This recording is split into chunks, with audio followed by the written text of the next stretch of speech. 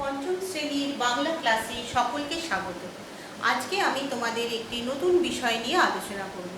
এই বিষয়টি তোমাদের বইয়ের মধ্যে নেই, তোমাদের ব্যাকরণ যে বইটি রয়েছে সেই বইয়ে নেই, এবং এটি কিন্তু তোমাদের অনেক কিছু বুঝতে বা শিখতে সাহায্য করবে। এই বিষয়টির নাম হচ্ছে বোধ পরীক্ষণ বা কম্প্রিহেনশন। তোমরা স্কুল থেকে ইতিমধ্যে অভিভাবক অভিভাবিকার মাধ্যমে পেয়ে গেছো একটি এমসিকিউ বা মাল্টিপল চয়েস কোশ্চেন্স, একটি বহু বিকল্প ভিত্তিক প্রশ্নের পত্র তোমরা পেয়ে গেছো। এই রকম একটা প্রশ্নপত্র পেয়ে গেছো, এবং এখানে তোমাদের সম্পূর্ণ নতুন ধরনের একটা বিষয় তোমাদেরকে সম্পর্কে জানানো হচ্ছে এবং সেই সম্পর্কিত একটা মূল্যায়নও করার চেষ্টা করা হচ্ছে। আজকে সেই নিয়েই আমি আলোচনা করব। বিষয়টা কিন্তু খুব কঠিন নয়, অত্যন্ত সহজ একটি বিষয়। এখানে কি দেয়া হয় বলে তো? এখানে দেয়া হয় একটা ছোট অনুচ্ছেদ তুলে দেওয়া হতে পারে, একটা ছোট গল্প বা কবিতা থেকে কোনো অংশ তুলে দেওয়া হয়, বা কোনো পোস্টার দেওয়া হলো। এবার যে পোস্টার বা যে গল্পটা দেওয়া হয়েছে বা কোনো প্রবন্ধের অংশ দেওয়া হয়েছে বা কোনো একটা কবিতা দেওয়া হয়েছে, সেই কবিতাটা বা সেই পোস্টারে লেখাগুলো বা যে প্রবন্ধের অংশগুলোটা দেওয়া হয়েছে সেইটা তোমাদেরকে প্রথমে খুব ভালো করে বারবার পড়তে হবে। পড়ে এটা বুঝতে হবে কি সম্পর্কে কি কি বলা হয়েছে। বলার পরে পড়া হয়ে যাওয়ার পরে দেখবে সেখান থেকে কিছু প্রশ্ন দেওয়া হয়েছে। এবার প্রশ্নগুলো পড়তে হবে, পড়ে নিয়ে বুঝতে হবে সেই প্রশ্নে কি জানতে চাওয়া হয়েছে। আমরা প্রশ্নের উত্তর দিতে গেলে আমরা তো সবার প্রথমে প্রশ্নটা পড়ে নিয়ে বোঝার চেষ্টা করি যে সেখানে আমাদের কাছে কি জানতে চাওয়া হয়েছে। তারপরে সেই প্রশ্ন অনুযায়ী উত্তর ওই যে তুলে দেওয়া গল্পটি বা প্রবন্ধটি বা পোস্টারটি বা কবিতাটি আছে সেইখান থেকে উত্তর আমাদের খুঁজে নিতে হয়। তো সেইভাবে আমরা খুঁজে নেব প্রশ্নে কি জানতে চেয়েছে, তার আগে পড়ে নিয়েছি আমরা, এবং আমাদের এবার উত্তরটা খুঁজে নিতে হবে। উত্তরটা খুঁজে নিলাম, খুঁজে নেওয়ার পরে এবার দেখতে হবে উত্তর লেখার নির্দেশ কীরকম এসেছে, কিভাবে লিখতে হবে। দু এক কথায় লিখতে হবে, নাকি টিকমার্ক দিতে হবে, নাকি গোল চিহ্ন দিতে হবে, কিভাবে উত্তর দিতে বলতে বলা হয়েছে সেটা আমরা জেনে নেব। এবং লেখার পরে একবার ভালো করে দেখে নিতে হবে।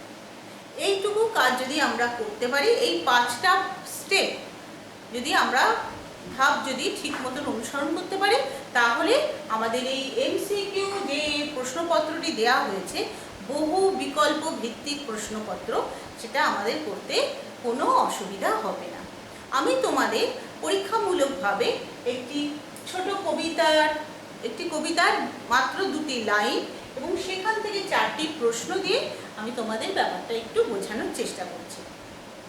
আমরা একটু তাকিয়ে দেখি, আমি যে কবিতাটি লাইন লিখেছি সেই কবিতাটি একটু শুনি। বাঁশ বাগানের মাথার উপর চাঁদ উঠেছে ওই, মাগো আমার শোলক বলা কাজলা দিদি কই। এই 2টি লাইন লিখেছি, এই 2টি পংক্তি লিখেছি। এখানে 1 নম্বরের প্রশ্ন হচ্ছে চাঁদ উঠেছে বলে ড্যাশ দেওয়া হয়েছে, দিয়ে 4টে অপশান বা বিকল্প রয়েছে। 4টে বিকল্প কি কি? এ বিকল্প রয়েছে আমবাগানের মাথায়, বি বিকল্প রয়েছে মেঘের মাথায়, সি বিকল্প রয়েছে বাঁশবাগানের মাথায়, ডি বিকল্প রয়েছে ঝোপের মাথায়। ধরো তোমাকে এইখানটাতে এই যে কবিতার যে 2টি পংক্তি লেখা হয়েছে তারপরে লেখা রয়েছে সঠিক উত্তরে গোল দাও। কি লেখা রয়েছে? সঠিক উত্তরে গোল দাও। তাহলে আমরা উত্তর লিখবো কি রকম? আমি দেখছি এখানে প্রশ্ন দেওয়া হয়েছে চাঁদ উঠেছে কোথায়, আমবাগানের মাথায় নাকি মেঘের মাথায়, বাঁশবাগানের মাথায় নাকি ঝোপের মাথায়। আমরা কবিতার দিকে তাকাই, কবিতাতে কি লেখা আছে? বাঁশবাগানের মাথার উপর চাঁদ উঠেছে ওই। তাহলে কোথায় উঠেছে চাঁদ? বাঁশবাগানের মাথায়। আমরা দেখতে পাই কোন অপশন হবে? সি অপশন হবে। তাহলে সি অপশনে আমরা গোল দিলাম, বাঁশবাগানের মাথায় চাঁদ উঠেছে। হলো। এরপরে আসি 2 নম্বর প্রশ্নে। 2 নম্বর প্রশ্নে নাম্বার 2 কোশ্চেন নাম্বার দেওয়া আছে, সেখানে কি বলা হয়েছে? শিশুটি খুঁজছে তা বলে ড্যাশ দেওয়া হয়েছে। আমরা কবিতার দিকে তাকাই, কবিতার পংক্তি দুটির দিকে তাকাই। বাঁশবাগানের মাথার উপর চাঁদ উঠেছে ওই, মাগো আমার শোলক বলা কাজলা দিদি কই। তাহলে শিশুটি কাকে খুঁজছে? তার কাজলা দিদিকে খুঁজছে, তাই না? তাহলে আমি দেখি এখানে কে আছে। এ তে আছে কাজলা দিদিকে, বি তে আছে শ্যামলা দিদিকে, সি তে আছে ছোট্ট দিদিকে এবং ডি তে আছে দিদিমণিকে। এখানে আমরা অবশ্যই উত্তর কি লিখবো? এ, কাজলা দিদিকে। গোল দিতে বলা হয়েছে, গোল দিয়ে দিলাম। এবারে 3 নম্বরের প্রশ্নে আসি। 3 নম্বরের প্রশ্নে কি বলা হয়েছে? কবিতাটির সময় হল সকালবেলা, ভোরবেলা, দুপুরবেলা, সন্ধ্যাবেলা। এবারে আমি আরেকটা কথা বলে নিচ্ছি, যেটা আমার একটু আগে বললে ভালো হতো। এই বোধ পরীক্ষণ বা কম্প্রিহেনশনে অনেক সময় সরাসরি উত্তরটা আমরা অনুচ্ছেদে বা প্রবন্ধে বা কবিতায় বা পোস্টারে দেখতে পাই না। সেক্ষেত্রে আমাদের একটু অনুমান করতে হবে এবং এ বিষয়ে সচেতন থাকতে হবে। কি কিছুর সঙ্গে মিলিয়ে বুঝে নিতে হবে প্রশ্নের উত্তরটা কি হবে। এমন কিছু থাকবে না যা তুমি বুঝতে পারবে না, কিন্তু বোঝার জন্য তোমাকে সেটা লক্ষ্য রাখতে হবে কি ধরনের উত্তর এক্ষেত্রে হতে পারে। এখানে 3 নম্বর প্রশ্নটি বলেছে কবিতাটির সময় হলো সকালবেলা, ভোরবেলা, দুপুরবেলা এবং সন্ধ্যাবেলা। আমরা কবিতার লাইন বা পংক্তি দুটির দিকে তাকাই। বাঁশবাগানের মাথার উপর চাঁদ উঠেছে ওই, মাগো আমার শোলক বলা কাজলা দিদি কই। এখানে সকাল, ভোর, দুপুর বা সন্ধ্যা এই চারটের কোনো সময়কালকেই কিন্তু বলা নেই, কিন্তু আমরা কি করে বুঝবো এখানে সময়কালটা কি আছে? চাঁদ উঠেছে। চাঁদ কি সকালে ওঠে, ভোরে ওঠে, দুপুরে ওঠে? ওঠে তো না। তাহলে এই 3টে অপশন অবশ্যই হবে না। ডি লেখা রয়েছে সন্ধ্যাবেলা, এবং আমরা জানি সন্ধ্যাবেলায় চাঁদ ওঠে। তাহলে আমরা বুঝে নেব কিভাবে? আমাদের যা আমরা জানি তার উপরে ভিত্তি করে এবং কবিতার পংক্তিতে তার অর্থ বুঝে নিয়ে আমরা বুঝে নিলাম সন্ধ্যাবেলা উত্তরটা এক্ষেত্রে ঠিক হবে। তাই আমরা ডিকে একটা গোল চিহ্ন দিয়ে চিহ্নিত করে দিলাম। এবারে 4 নম্বর প্রশ্ন, শোলক কথার অর্থ হলো। শোলক কথার অর্থ হলো, এখানেও আমরা কবিতার পংক্তিতে কিন্তু পাচ্ছি না, আমরা শুধু একটা জায়গায় পাচ্ছি, মাগো আমার শোলক বলা কাজলা দিদি কই। আমরা শোলক এমন একটা কিছু যেটা কাজলা দিদি ওই শিশুটিকে বলতো, তাই সেই শিশুটি কাজলা দিদিকে বলছে শোলক বলা কাজলা দিদি। শোলক শব্দটা এসেছে শ্লোক থেকে। শ্লোক কথার অর্থ হলো ছড়া বা কবিতা। তো আমাদের এখানে 4টে অপশান রয়েছে বা বিকল্প রয়েছে। কি কি রয়েছে? ছড়া, গান, গল্প এবং চিঠি।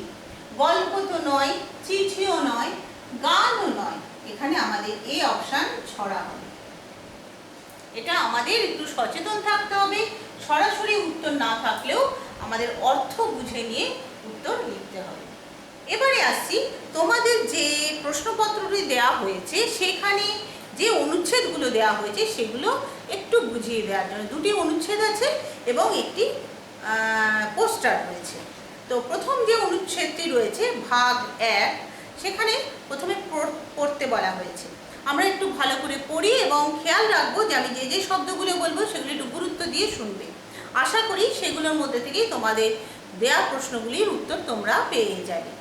প্রৌঢ় বয়সে বিদ্যাসাগর মহাশয় তার নিজের রচিত বাংলা ও সংস্কৃত শেখার জন্য বইগুলি মুদ্রিত ও বিক্রয় করে অনেক টাকা উপার্জন করেন।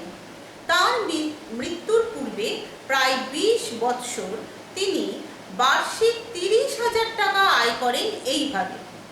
কিন্তু সে টাকা সমস্তই ছেলে মেয়েদের স্কুল, মেট্রোপলিটন কলেজ, এখন তার নাম বিদ্যাসাগর কলেজ, সমাজের মঙ্গলের জন্য বিধবা বিবাহ আইন সিদ্ধ করার আন্দোলন, দুর্ভিক্ষ ও মহামারীতে নিজের আহার্য দিয়েও চিকিৎসা করে লোক বাঁচানো, এই ব্যাপারে খরচ হয়ে যেত।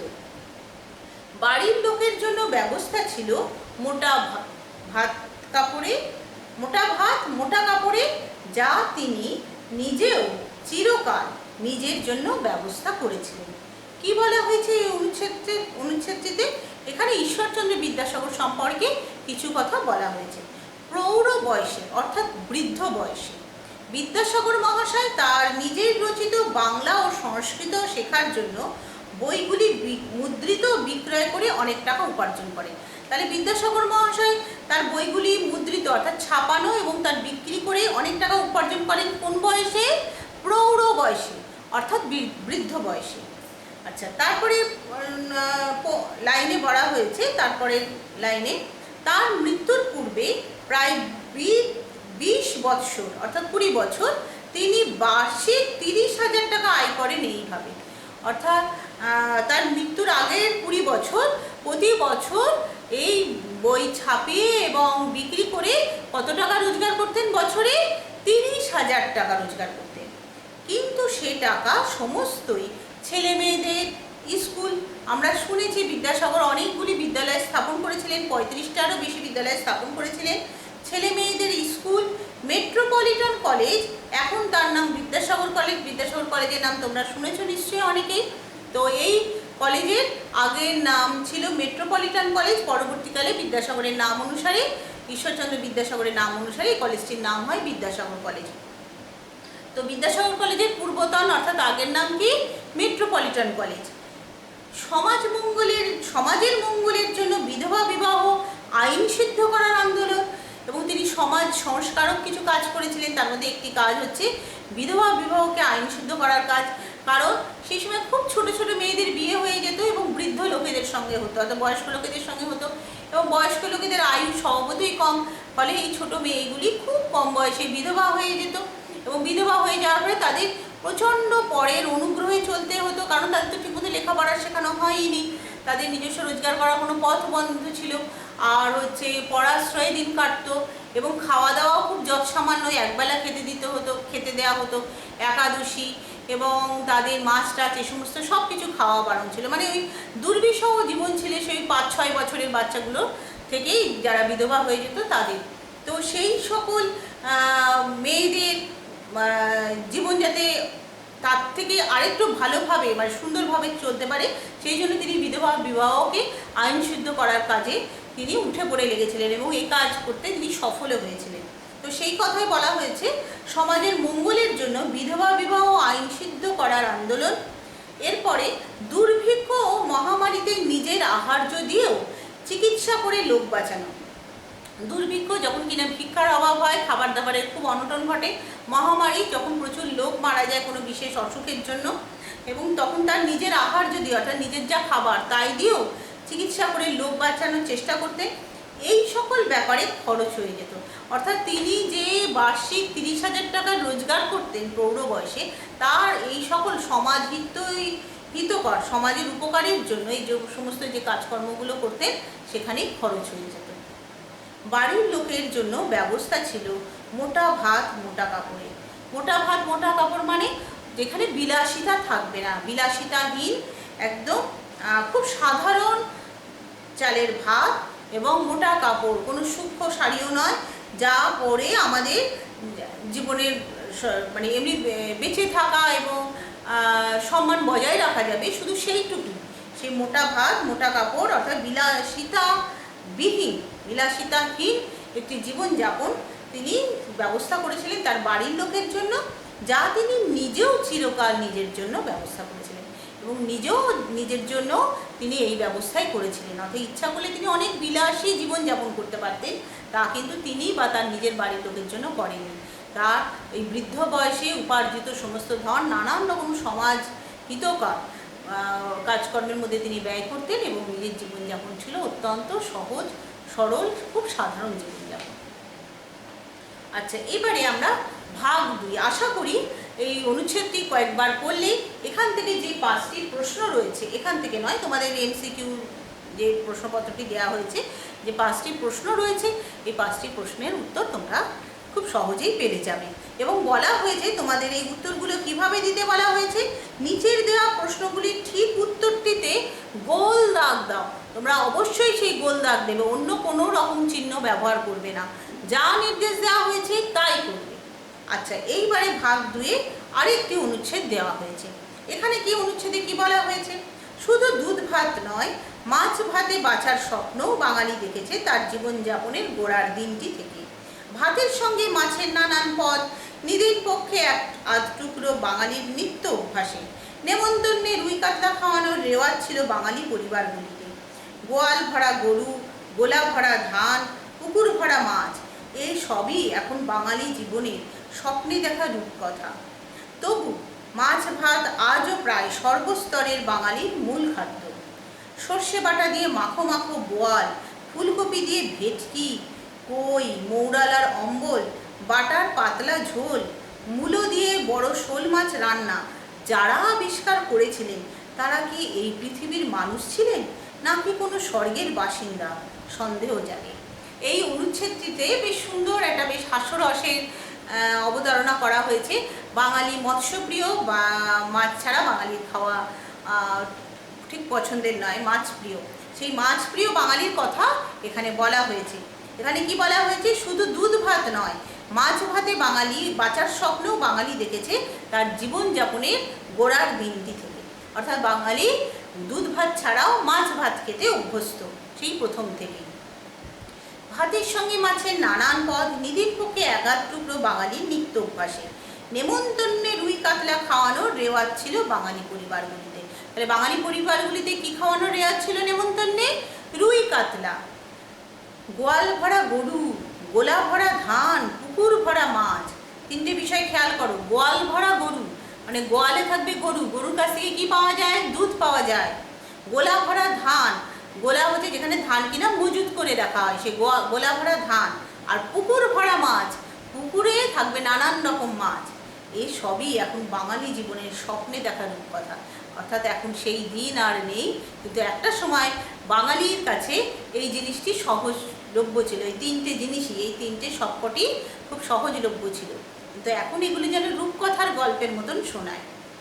তবুও মাছ ভাত আজও প্রায় সর্বস্তরের বাঙালির মূল খাদ্য।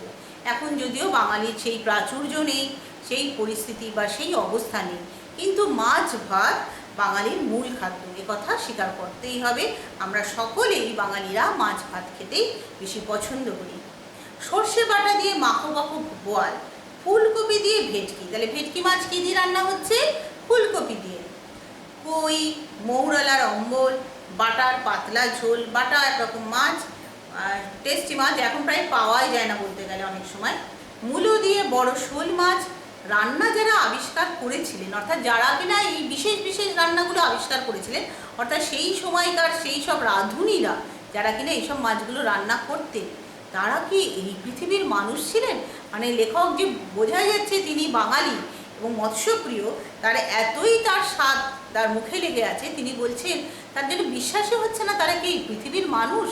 না হলে এরকম অমৃত রান্না তারা কোথা থেকে শিখলেন বা করলেন, নাকি কোনো স্বর্গের বাসিন্দা? সন্দেহ যাবে। এখানে একটু অনুচ্ছেদের মধ্যে একটু হাস্যরস দেখতে পাচ্ছি। মানে লেখক সেই সব রাঁধুনিদের যারা কিনা সেই সব মাছের ভালো ভালো রান্নাবান্নাগুলো করতেন, তারা কি স্বর্গের বাসিন্দা না পৃথিবীর মানুষ, তাই নিয়ে লেখক সন্দেহ প্রকাশ করেছেন এই অনুচ্ছেদে। আশা করি এই অনুচ্ছেদটি কয়েকবার পড়লে এর ভেতর থেকে দেওয়া 6, 7, 8, 9, 10 অর্থাৎ মোট 5টি প্রশ্ন তোমরা খুব সহজেই ভালোভাবে বুঝতে পারবে উত্তরগুলো কি, এবং যে উত্তরগুলো ঠিক হবে সেই ABCD যেটা ঠিক হবে সেইটাতেই গোল চিহ্ন দেবে। অনেক সময় দেখা যাবে যে 3টে উত্তরই ঠিক আছে, তখন দেখবে যে 4 নম্বরের উত্তরে আছে সবকটিই ঠিক, তাহলে আমাদের সেখানেই গোল দিতে হবে। বুঝেছ? এরপরে আসছি ভাগ 3। নিচে দেওয়া অংশটি পড়ো এবং এখানে একটি পোস্টার দেওয়া আছে। সকলের কাছে প্রশ্নপত্র পৌঁছে গেছে আশা করি, এবং সকলে প্রশ্নপত্রটি দেখছো, এবং তোমাদের গ্রুপেও এটা দিয়ে দেওয়া হয়েছে। প্রশ্নপত্র হাতে না পেলে তোমরা এটা থেকে প্রিন্ট আউট বের করে নিতে পারো, যে কোনো সাইবার ক্যাফে বা কম্পিউটার সেন্টার যেখানে জেরক্স একই সঙ্গে রয়েছে সেখানে গেলে তারা প্রিন্ট করে দিতে পারবে। তো যাই হোক, পেয়ে যাওয়ার কথা সকলে পেয়ে গেছো, তবু না পেলে কিভাবে পাবে আমি সেটা বলে দিলাম। রাজ্য সরকারের বিভিন্ন প্রকল্প থেকে ছাত্রছাত্রীদের প্রদত্ত সুযোগ সুবিধা, সেখানে একটি পোস্টার দেওয়া হয়েছে। পোস্টারে বলা হয়েছে শিক্ষাই সবার আগে। রাজ্য সরকারের বিভিন্ন প্রকল্প থেকে ছাত্রছাত্রীদের প্রদত্ত সুযোগ সুবিধা, এতে আছে বিনামূল্যে পাঠ্যপুস্তক বিতরণ। প্রাথমিক থেকে 8ম শ্রেণী পর্যন্ত প্রতিটি বিষয়ের পাঠ্যপুস্তক, অর্থাৎ প্রাথমিকেরও আগে অর্থাৎ প্রি প্রাইমারি, সেইখান থেকে 8ম শ্রেণী ক্লাস 8 পর্যন্ত প্রতিটি বিষয়ের বই দেওয়া হয়। নবম ও দশম শ্রেণীর ছাত্রছাত্রীদের প্রথম ভাষা সহায়ক পাঠ ইংরেজি ও গণিত দেওয়া হয়। প্রথম ভাষা যার যেখানে আমাদের বাংলা, আর অন্য কোনো কোনো ক্ষেত্রে হিন্দি বা অন্য কিছু ভাষা থাকলে তাহলে সেখানে সেই প্রথম ভাষার বই। সহায়ক পাঠ, তার যে সহায়ক পাঠ সেই বইটা দেওয়া হয় ইংরেজি এবং গণিত। এই চারটি বিষয়ে বই দেওয়া হয়। একাদশ ও দ্বাদশ শ্রেণীর ছাত্রছাত্রীদের জন্য প্রথম ভাষা ইংরাজি, বাংলা ভাষা সাহিত্য, সংস্কৃতি, ইতিহাস এবং দ্রুত পঠনের বই দেওয়া হয়। আচ্ছা, তারপরে দ্বিতীয় যে সুযোগ সুবিধা দেওয়া হয় ছাত্রছাত্রীদের সেটি লেখা রয়েছে। বিনামূল্যে বিদ্যালয়ের পোশাক দেওয়া হয় প্রথম শ্রেণী থেকে অষ্টম শ্রেণী পর্যন্ত সমস্ত পড়ুয়ার জন্য, প্রত্যেকের 2টি সেট। এক্ষেত্রে আমরা বলতে পারি বর্তমানে কোভিড পরিস্থিতিতে সরকার থেকে সেইভাবে এসে পৌঁছায়নি, আবার বিদ্যালয়ে আসাও তো তোমাদের সত্যি কথা বলতে বন্ধ আছে এবং কোভিড বিধি মেনে দেওয়া হচ্ছে না। তো সেক্ষেত্রে আমাদের হয়তো 1-2 বছর সেভাবে দেওয়া হয়নি, গত বছরও কিছু দেওয়া হয়েছে, কিন্তু এবছর তো এখনো অবধি দেওয়া হয়নি, অক্টোবর মাস তো হয়েই গেছে। তো যেহেতু বিদ্যালয়ের ছাত্রছাত্রীরা আসছেই না, তাই হয়তো এই ক্ষেত্রে পোশাক সম্পর্কিত কিছু নির্দেশ এখনো আসেনি। তবুও এটা সরকারি প্রকল্প এবং দেওয়ার কথা সেই সম্পর্কে বলা হয়েছে। এখানে বলা হয়েছে বিনামূল্যে বিদ্যালয়ের পোশাক দেওয়া হয় প্রথম শ্রেণী থেকে অষ্টম শ্রেণী পর্যন্ত সমস্ত পড়ুয়াদের জন্য, প্রত্যেকের 2টি সেট। কখনো 2টি পোশাকের সেট দেওয়া হয়, কখনো একটি পোশাকের সেট, একটি সোয়েটারের সেটও আমাদের বিদ্যালয় থেকে দেওয়া হয়েছে। এরপরে মধ্যাহ্নকালীন আহার অর্থাৎ তৃতীয় যে সুযোগ সুবিধা সেটার কথা বলা হয়েছে প্রথম শ্রেণী থেকে অষ্টম শ্রেণী পর্যন্ত সমস্ত ছাত্রছাত্রীদের জন্য। এখন যেহেতু মধ্যাহ্নকালীন আহারের ব্যবস্থা নেই, এখন ড্রাই রোল অর্থাৎ শুকনো খাবার বিতরণ করা হয় এবং তোমরা মিড ডে মিলের সময় অভিভাবক বা অভিভাবিকা এসে সেগুলি সংগ্রহ করেন। আচ্ছা, এরপরে আসছে পরের যে সুযোগ সুবিধা সেটি বলা হয়েছে কন্যাশ্রী প্রকল্পে আর্থিক সহায়তা দেওয়া হয় বিদ্যালয়ে পাঠরত 13 থেকে 18 বছরে অবিবাহিত সমস্ত ছাত্রীকে। অবশ্যই মনে রাখতে হবে পড়াশোনার জন্য এই খরচ দেওয়া হচ্ছে, কোনো বিবাহিত মেয়ের সংসার পালনের জন্য খরচ নয়, তার হচ্ছে পড়াশোনার ক্ষেত্রে যে খরচ দেওয়া হবে সেইটাই হচ্ছে কন্যাশ্রী প্রকল্প। সমস্ত ছাত্রীকে বার্ষিক 1000 টাকা ও 18 বছরের ঊর্ধ্বে 19 বছর পর্যন্ত এককালীন 25,000 টাকার আর্থিক সাহায্য দেওয়া হয়।